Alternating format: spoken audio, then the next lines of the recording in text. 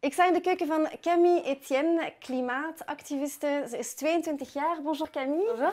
Merci de nous accueillir. Merci à vous. On discutait tout à l'heure du fait que les activistes du climat sont souvent des femmes, Anja de Wever. Pourquoi en fait? Est-ce que c'est une question de genre ou pourquoi? Je pense pour moi, il y a deux raisons principales. Déjà, c'est parce que les femmes sont les premières victimes du réchauffement climatique, qu'historiquement aussi, c'est elles qui travaillent la terre et qui sont en lien avec cette terre-mère. C'était elles, les agricultrices, les nourricières. Et aussi parce que notre génération a envie d'incarner dès aujourd'hui ce fameux monde de demain, donc plus égalitaire, et donc incarner dans son combat une société où les femmes ont plus de place et ont une juste place. Donc je pense que c'est important pour nous de les mettre en avant particulièrement. À quel moment vous avez senti qu'il fallait que vous fassiez quelque chose? À quel âge?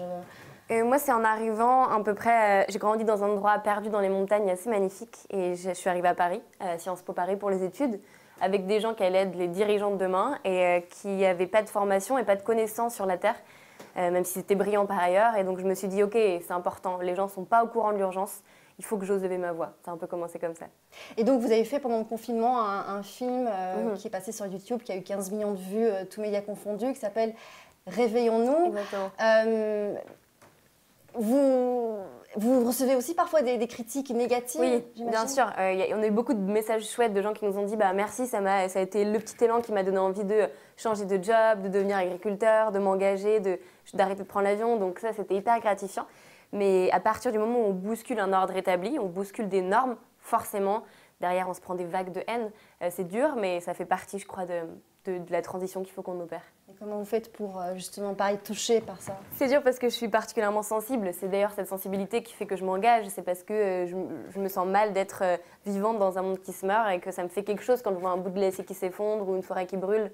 Donc j'essaie juste de me dire souvent que quelque part, la haine que je reçois, c'est rien comparé à ceux qui vivent déjà dès aujourd'hui les conséquences du dérèglement climatique.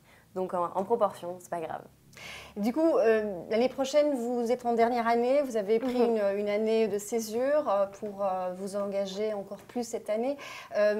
Qu'est-ce que vous faites pour la suite? Quels sont vos projets? Continuer à être partout là où je pense que je peux avoir un impact. Donc ce sera auprès des décideurs politiques, en faisant du lobbying, avec de l'art, de la réalisation, de la vulgarisation, des livres, peu importe où on a besoin de moi, où je sens que je peux être utile pour faire avancer les choses. Merci.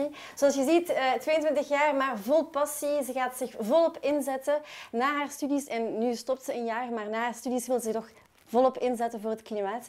Merci beaucoup. Merci à vous.